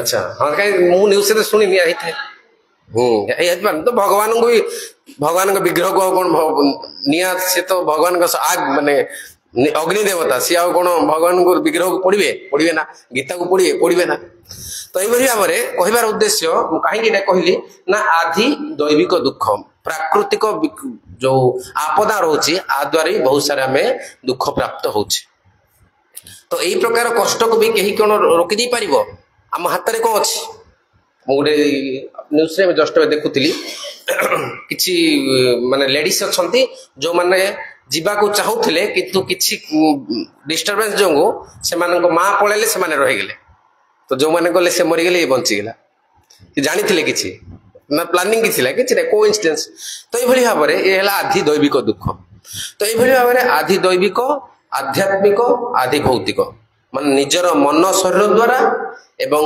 अन्य जीवजंतु द्वारा किंबा प्राकृतिक उपाय भी विभिन्न प्रकार हमको दुख आसी पहुंचब ये जो 7टा कैटेगरी देखिले जन्म मृत्यु जरा व्याधि आध्यात्मिक दुख आधि भौतिक दुख और आधि दैविक दुख ये जो 7 कैटेगरी समस्या ये सब बेले आमको रहिबो आ ए 7टा समस्या को केही चाहती नहीं एवं आपको कहीं निवारण करें ना एवं ये समस्त समान तो वास्तविक समस्यार समाधान ताहले कौन आमे हमर टॉपिक आरंभ कोठैथिला ना वास्तविक आनंद अच्छी वास्तविक आनंद समस्ते पाई परिबे से स्त्री होइथांतु पुरुष होइथांतु किंबा साधु होइथांतु असाधु होइथांतु समस्त को पाइबार अधिकार अच्छी बोली कहले भगवत गीता रे आमे देखुतिले अर्थर 9म अध्याय रे श्लोक भगवान कहउतले मामी पार्थ विपासित्य येषु पापयन स्त्रिय वैश्य तथा शूद्र ये भी यान्ति पराम गति ए श्लोक आम देखुले कि भगवान समस्त को समानता अधिकार दिया दौरान समस्ते मते प्राप्त होबार अधिकार अच्छी बोली कहते जदि समस्ते पाइबार असुविधा प्रोब्लेम देखले ये 7टा समस्या ये 7टा समस्या को किभली भाव जड़े समाधान करि पारिबो प्रभुपाद लिखुचंती बा प्रभुपाद गुरुदेव जो भक्ति सेठा सी भी कहते ए दुनिया जदि किसी अभाव थाए कौन कृष्ण चेतनार अभाव व्यक्तिर जदि किसी अभाव अच्छी ए दुनिया बर्तमान किसी भी अभाव ना टंकार अभाव ना किंबा किसी संबंधी अभाव ना लोक मान अन्य कौन अभाव ना कौन अभाव ना जदि गोटे ही अभाव अच्छे से कौन लोक मानकर कृष्ण चेतना हो पारनी भौतिक चेतना रोचे जा जो लोक मैंने ए 7टा समस्या दे गति कर तो आपण मैंने कहे ताहले कौन जड़े कृष्ण चेतना है जन्म हम ना मरब ना आध्यात्मिक दुख आसो ना वृद्धा हम ना तुम कौन कथा कह तुम वृद्धा हम ना तुम बुढ़ा केमती हेल ताले 5 वर्ष बालक रहा दरकार खाली कहूच सीना माइक मिलला बोली बुढ़ा तो हे निश्चय हाँ जो व्यक्ति कृष्ण चेतना ही जाए ए सब दुख ताको दुख दे पारे ना सी जन्म हम सी भी मृत्युवरण कर तार भी बुढ़ा हम किंतु कौन हम जमी सापटा अच्छी सापर दांतटा भांगी दि जाए साप कामुड़े कौन विष झर कि ना छोट आम वैभव को जदि दांत बाहर कर साप देदेले से आराम खेल डर ना कहीं से साप कामुड़े किसी हम ना से भाव में जिते कृष्ण चेतना को ग्रहण करवा आमर चेतना रे परिवर्तन करी भौतिक चेतना जो कृष्ण चेतना करवा ताहले कौन हम ये 7टा समस्या रहिले मध्य 7टा समस्यार प्रभाव आम उपरे पड़ो ना जेतले अर्जुन भगवत गीता शुणिले अर्जुनकर चेतना रे परिवर्तन है नष्ट मोह स्मृति लब्धा तत्प्रसादात मे उच्युत भगवान गोटा कहते शेष 18 अध्याय कौन नष्ट मोह स्मृति लब्धा मोर मोहटा जो था नष्ट हो जाए स्मृति लब्धा स्मृति प्राप्त हो कौन स्मृति प्राप्त ना मो गोटे आत्मा ए शरीर पर शोक कर आवश्यकता ना किए मरीगले किए चलीगला समस्ते मरवे जी यहाँ किसी बड़ कथा नुह आम कहूँ जी कहूँ सी भी मरवा समस्ते मरवा एत दुख कर कौन से आवश्यकता नहीं जीवन और आगे पड़ी बर्तमान देख आम निजे केमिति अवशिष्ट जीवन में चेतना को कृष्ण चेतना कर उदाहरण दे कहते प्रभुपाद बहुत उदाहरण दिखते कि भाव में आम कृष्ण चेतना हवा द्वारा ए सब आर प्रभाव पड़ो ना कहते उदाहरण दिखते जमीती गोटे बिलेई कौन करुच्ची ତା ବିଲେଇ ଛୁଆକୁ ବି ସେଇ ଦାନ୍ତରେ ଧରୁଛି ଏବଂ ମୂଷାକୁ ବି ସେ ଦାନ୍ତରେ ଧରୁଛି। କିନ୍ତୁ ଯେତେବେଳେ ମୂଷାକୁ ଯଦି ବିଲେଇ ଧରୁଛି, ମୂଷାଟା କ'ଣ ଭାବୁଛି? ମୋ କାଳ ଆସିଲା, ଶେଷ ସମୟ ଆସିଗଲାଣି। କିନ୍ତୁ ସେଇ ବିଲେଇ ସେଇ ଦାନ୍ତରେ ଯେତେବେଳେ ଛୁଆକୁ ଧରୁଛି, ତା ଛୁଆଟା କ'ଣ ଭାବୁଛି? ନା ମୋ ମା ଆସିଲା, ମତେ ଗୋଟେ ନିରାପଦ ସ୍ଥାନକୁ ନେଇକି ଯିବ। ସେ ଡରୁନି, ଭୟ କରୁନି, ଆନନ୍ଦ ପ୍ରାପ୍ତ ହଉଛି। ସେଇଭଳି ଭାବରେ ଯଦି ଆମର ଚେତନାଟା ଭୌତିକ ଚେତନାରୁ କୃଷ୍ଣ ଚେତନା ହେଇଯାଏ, ଏଇ ସବୁ ସମସ୍ୟାର ଦାନ୍ତ ନାହିଁ ଆଉ ଆମକୁ କାମୁଡ଼ିବା ପାଇଁ। ପ୍ରଥମତଃ ବ୍ୟକ୍ତି ଜଣେ କୃଷ୍ଣ ଚେତନାରେ ମୃତ୍ୟୁବରଣ ଯିଏ କରେ, ତାର ଜନ୍ମ ନାହିଁ। ପ୍ରଥମ ପ୍ରୋବ୍ଲେମ ତ ସଲ୍ଭ ଏଇଠି ହେଇଯାଉଛି। ଭଗବାନ ଭଗବତ ଗୀତାରେ କହିଲେ, ଯଦ୍ଗତ୍ୱା ନାନିବର୍ତ୍ତନ୍ତେ ତଦ୍ଧାମ ପରମଂ ମମ ନା ତଦ୍ଭାସତେ ସୂର୍ଯ୍ୟ ନା ଶଶାଙ୍କ ନ ପାବକ ଯଦ୍ଗତ୍ୱା ନାନିବର୍ତ୍ତନ୍ତେ ତଦ୍ଧାମ ପରମଂ ମମ। ଭଗବାନ ଗୀତାରେ କହୁଛନ୍ତି ନା ମୋ ଧାମକୁ ଥରେ ଯଦି ଜଣେ ପଳେଇଲା ଆଉ ପ୍ରତ୍ୟାବର୍ତ୍ତନ ନାହିଁ। ଏବଂ ମୃତ୍ୟୁ ସମୟରେ ଯିଏ ଯୋଉ ବିଷୟରେ ଭାବେ ତାପରେ ସେ ଶରୀର ପ୍ରାପ୍ତ ହୁଏ। ପୁରୁଷ ସ୍ତ୍ରୀ ବିଷୟରେ ଭାବେ ବି ମରିଲା, ତାପରେ ପୁଣି ସ୍ତ୍ରୀ ହେଇକି ଜନ୍ମ ହେଲା। ସ୍ତ୍ରୀ ପୁରୁଷ ଗାଳି ଦେଇ ପୁରୁଷ ବିଷୟରେ ଭାବେ ମଲା, ପର ଜନ୍ମରେ ଗୋଟେ ପୁରୁଷ ହେଇକି ଜନ୍ମ ହେଲା। ତ ଏଇଭଳି ଭାବରେ ଆମେ ଯେଉଁମାନେ ପୁରୁଷ ଜନ୍ମ ହେଇଛେ, ଆର ଜନ୍ମରେ ସ୍ତ୍ରୀ ଥିଲେ, ପୁରୁଷ ବିଷୟରେ ଭାବିଛେ। ଆଉ ଯେଉଁମାନେ ସ୍ତ୍ରୀ ହେଇଛନ୍ତି ସେମାନେ ପୁରୁଷ ଥିଲେ, ସ୍ତ୍ରୀ ବିଷୟରେ ଭାବି ଭାବି ସ୍ତ୍ରୀ ଜନ୍ମ ହେଇଛନ୍ତି। ତ ଶେଷ ସମୟରେ ଆମେ ଯାହା ଭାବିଛେ ସେଇ ପ୍ରକାର ଚେତନା ଆମ ଆଉ ଗୋଟେ ଶରୀର ପ୍ରାପ୍ତ ହବା। କିନ୍ତୁ ଆମେ ଯଦି କୃଷ୍ଣ ଚେତନା ରହିବା ତାହେଲେ କ'ଣ ହବ? ମୃତ୍ୟୁ ପରେ ଆଉ ଆମକୁ ଶରୀର ମିଳିବ ନା, କାହିଁକି? ଆମେ ଭଗବତ ଧାମକୁ ପଳେଇବା। ତ ଜନ୍ମ ମୃତ୍ୟୁ ଏ ଦୁଇଟା ସମାଧାନ କୃଷ୍ଣ ଚେତନାରେ ହେଇଗଲା। ବର୍ତ୍ତମାନ ଦେଖିବା ଜରା ବ୍ୟାଧି, କ'ଣ କଷ୍ଟ ହବ ନା? କଷ୍ଟ ହେଲେ କ'ଣ କରିବ ଭକ୍ତ? ହେ ଗୋବିନ୍ଦ, ହେ କୃଷ୍ଣ ଡାକିବ କି ନାହିଁ? ତ କିଛି ଗୋଟେ କଷ୍ଟ ହଉଛି, ଅଭକ୍ତଟା କଷ୍ଟ ହେଲେ କ'ଣ କରିବ? ବୋପାଲ ମାଲ ମଶା ମରିଗଲି ଏଭଳି କହିବ କି ନାହିଁ? କିନ୍ତୁ ଭକ୍ତ କଷ୍ଟ ହେଲେ, ଆମକୁ କଷ୍ଟ ହେଲେ କ'ଣ? ହେ ଗୋବିନ୍ଦ, ହେ କୃଷ୍ଣ ରକ୍ଷା କର। ଆମକୁ ଯେତେ ଅଧିକ କଷ୍ଟ ହବ ଭଗବାନ ନାଁଟା ସେତେ ଅଧିକ ନବା। ତାହେଲେ ଆମ କଷ୍ଟର ଅସୁବିଧା କ'ଣ ଅଛି? କୁନ୍ତି ଦେବୀ ତ ଏମିତି ପ୍ରାର୍ଥନା କଲେ କି ଭଗବାନ ଯେତେ ସବୁ କଷ୍ଟ ଅଛି ମତେ ଦିଅ। ଭଗବାନ ପଚାରେ ସମସ୍ତେ ସୁଖ ମାଗୁଛନ୍ତି, ତମେ କଷ୍ଟ କାହିଁ ମାଗୁଛ? ନା, ଆପଣ କଷ୍ଟ ହେଲେ ଆପଣଙ୍କ ସ୍ମରଣଟା ଅଧିକ ହବ। ଆଉ ଆପଣଙ୍କ ସ୍ମରଣ ଯେତେବେଳେ ହଉଛି, ନଷ୍ଟ କ'ଣ ଅଛି? ଜୀବନ ଲକ୍ଷ୍ୟ କି ଆପଣଙ୍କ ସ୍ମରଣ କରିବା। କଷ୍ଟ ଦ୍ୱାରା ଯଦି ଆପଣଙ୍କ ସ୍ମରଣ ହେଇପାରୁଛି ତାହେଲେ ସବୁଠୁ ବଧ। ସେଥିପାଇଁ ଏ ଜରା ବ୍ୟାଧି ଭକ୍ତ ପାଇଁ କିଛି ମାନେ କ୍ଷତିକାରକ ନୁହଁ। ଭକ୍ତ ଭାବେ କି ଆହୁରି ବଢିଆ, ବୁଢା ହେଇଗଲେ ଆହୁରି ବଢିଆ, ଅନ୍ୟ କିଛି କାମ ନାହିଁ, ବସି ଭଲ ଭାବେ ଶାସ୍ତ୍ର ପଢିବ, ଅଧିକ ନାମ ଜପ କରିବ। ଯୁବକ ଅଛନ୍ତି, ପ୍ରିଚିଂ କରିବାକୁ ଯିବାକୁ ପଡୁଛି, ବିଭିନ୍ନ ପ୍ରକାର ଦାୟିତ୍ୱ ଆସୁଛି। ବୁଢା ହେଇଗଲେ କ'ଣ ଦାୟିତ୍ୱ ରହିବ? କିଛି ନାହିଁ, ବସିକି ମାଳିଗଡ଼ ଆରାମରେ ଡେଲି ଲକ୍ଷ ମାଳା ଜପ କର, କିଏ ପଚାରୁଛି? ଆରାମରେ କର। ତ ସେଇଭଳି ଭାବରେ ଭକ୍ତ ପାଇଁ ଜରା ବ୍ୟାଧି କୌଣସି ଗୋଟେ ସମସ୍ୟା ନୁହଁ। ତ ଜନ୍ମ ମୃତ୍ୟୁ ଜରା ବ୍ୟାଧି, ବ୍ୟକ୍ତି ଯେତେବେଳେ ଭୌତିକ ଚେତନା କୃଷ୍ଣ ଚେତନା ଆସେ, ଆର ପ୍ରଭାବ ପଡେ ନାହିଁ। ଆଧି ଦୈବିକ କଷ୍ଟ ଦୁଃଖ ଦେଖିଲେ, ତିନିଟା ଦୁଃଖ ବର୍ତ୍ତମାନ ଦେଖନ୍ତୁ। ଆଧି ଦୈବିକ ଦୁଃଖ ହୁଏ ନା ବ୍ୟକ୍ତିକୁ। ଯେମିତି ଆମେ ଦେଖିଲେ ଏବେ ଯୋଉ ଇନସିଡେଣ୍ଟରେ ଜଣେ ବ୍ୟକ୍ତି ଯୋଉ କଣ୍ଠିମାଳା ପିନ୍ଧି ସେ କିଭଳି ଭାବରେ ବଞ୍ଚିଗଲା। ଦେବତା ମାନେ ଚାହାନ୍ତି କି ଜଣେ ବ୍ୟକ୍ତି କୃଷ୍ଣ ଚେତନା ହଉ। ଦୁର୍ଗା ଦେବୀ ଚାହାନ୍ତି କି ପ୍ରତ୍ୟେକ ବ୍ୟକ୍ତି କୃଷ୍ଣ ଚେତନା ହୁଅନ୍ତୁ। କିନ୍ତୁ ଯେହେତୁ ବ୍ୟକ୍ତି ହେଇପାରୁନି, ତାକୁ ବିଭିନ୍ନ ପ୍ରକାର କଷ୍ଟ ଦଉଛନ୍ତି। କଷ୍ଟ ଦେଲେ କାଳେ ଭଗବାନଙ୍କୁ ଡାକିବ ପରା ବୋଲି। କିନ୍ତୁ ଆମେ ଏଡେ ନିର୍ଲଜ ହେଇଗଲେ, କେତେ କଷ୍ଟ ପାଉଛେ, ତଥାପି ଆମେ କେତେବେଳେ ଆଉ କୁଆଡେ କୋଉ ମା, କୋଉ ବାପା, କୋଉ ନାନା, କୋଉ ନାନୀ ପାଖକୁ ଯାଉଛେ, କିନ୍ତୁ ଭଗବାନ କୃଷ୍ଣଙ୍କୁ ଟିକେ ଡାକି ପାରୁନେ। ତ ସେଥିପାଇଁ ଏ ଯୋଉ ସବୁ ଆଧି ଦୈବିକ କଷ୍ଟର ମୁଖ୍ୟ କାରଣ ହେଲା କି ଆମେ କୃଷ୍ଣ ଚେତନା ନୁହଁ। ସେଥିପାଇଁ ଦୁର୍ଗା ଦେବୀ ଆମକୁ ବିଭିନ୍ନ ପ୍ରକାର କଷ୍ଟ ଦଉଛନ୍ତି। ସେଥିପାଇଁ ଭକ୍ତଙ୍କ ଜୀବନରେ ଆଧି ଦୈବିକ କଷ୍ଟ କୌଣସି ରହିବ ନା। ଅକାରଣ ମୃତ୍ୟୁ କୌଣସି ଭକ୍ତ ହୁଏ ନା। ଯଦି ହେଇଛି ଭକ୍ତ କିଏ ଗୋଟେ ସେମିତି ଅଛି ଯେ ଅକାରଣ ମୃତ୍ୟୁ ହେଇଛି, ତାହେଲେ ସେ ଜୀବନରେ ଭକ୍ତି କରେନି। ନିଶ୍ଚୟ ହେଇପାରେ, ମୋର ବି ଅକାରଣ ମୃତ୍ୟୁ ହେଲା ମାନେ ମୁଁ ଜୀବନରେ ଭକ୍ତି କରୁନି।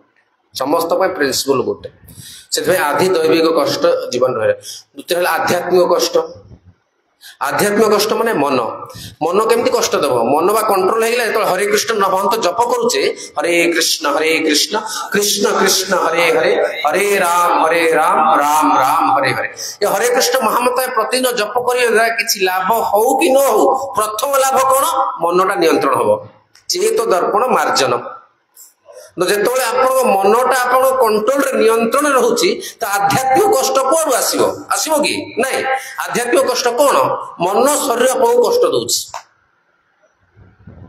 लक्षे टंका हजिगला जे अभक्त होती से कौन कर सुइसाइड कर मरीगले बुड़ीगले सब हो भक्तटा लक्षे टंका पड़गले भगवान नवा कथा नहीं पड़े आम सहित आम थे भद्रक जाइलु स्टल लगे तो 2-3 दिन स्टल लगेलु लक्ष्य मिलला मो पाखे मुझे कमर बेल्ट बांधिक रखी स्टल बंद कर राति 11 फेरुचु फेरिया समय आम जड़े भक्त थे घर रोलु तो राति 11 दिन जाक खाइनु भोक लगुच कौन करूँ जल्दी जल्दी जीवा चक्कर जो बैक रे चढ़ी से समय कौन हो अंटर बेल्टा खसी जाइए माने प्राय 60,000 टंका अंटा बेल्ट रे रखी से समय बांधी से पड़ जाइए बैक ओह्ला बेलू आम पलैलु खाई राति शोलु सका उठी बस जप कला अचानक मन पड़ा रे मु तो रातिर आनी एकाउंट रखी कुआड़े गला खोजे आसिक देखिली मुझे पाऊनी कुआड़े जाइए महिला कौटी पड़गला एत दिन परिश्रम कलु आम सब जाक नष्ट हो कौन कर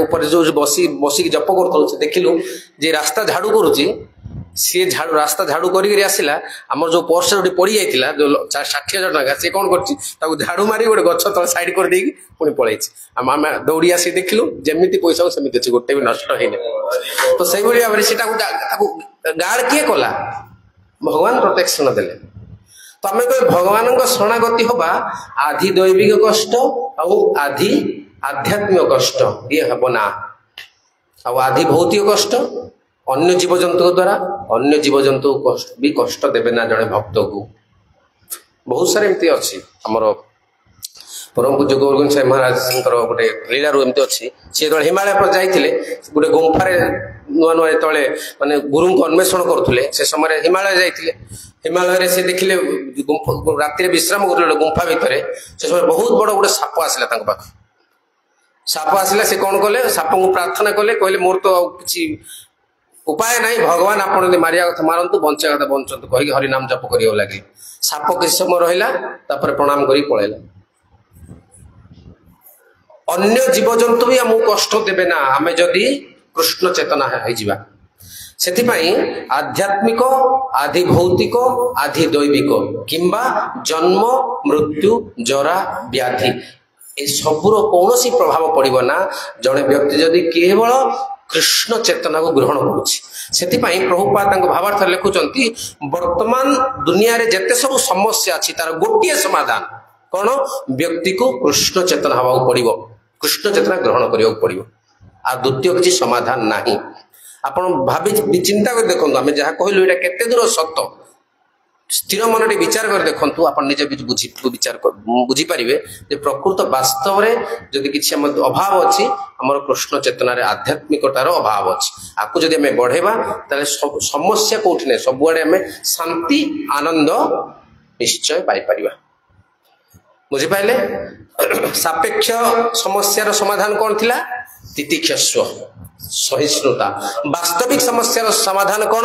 ना चेतना रे परिवर्तन आध्यात्मिक चेतना भौतिक चेतना रू आध्यात्मिक जदि एटा करिपारिबा प्रकृत रे वास्तविक समस्या समाधान करी जीवन रे आमे आनंद आउ शांति रही परिबा सेथिपाई चैतन्य महाप्रभु आसी कौन कले ना हरे कृष्ण महामंत्र प्रचलन कले जाद्वारा ए जो कलिजुगर जीव माने जहाँ पाखरे समय बहुत कम बहुत व्यस्त बहुत मंदभाग्य आ बहुत खराब बुद्धि वाला व्यक्ति बहुत बदगुण अधिकारी पाखे अन्य कौन साधन ना केवल गोटे साधन ये भगवान दिव्य नाम बारंबार जी जेते पारुछि उच्चारण करिया दरकार हरे कृष्ण कृष्ण कृष्ण हरे हरे हरे राम राम राम हरे हरे करिवा द्वारा धीरे धीरे धीरे धीरे आपण समस्त हृदय रे परिवर्तन हो पारिबो एवं समस्ते आध्यात्मिक चेतना प्राप्त हो पारिबे एवं जीवन रे शांति आनंद रही पारिबे ठीक अछि जय ग्रंथराज श्रीमद् भागवतम की जय श्रील प्रभुपाद की जय श्रील गुरुदेव की जय निताय गौर प्रेमानंदे हरि हरि बोल कहार किछि प्रश्न अछि पचारन।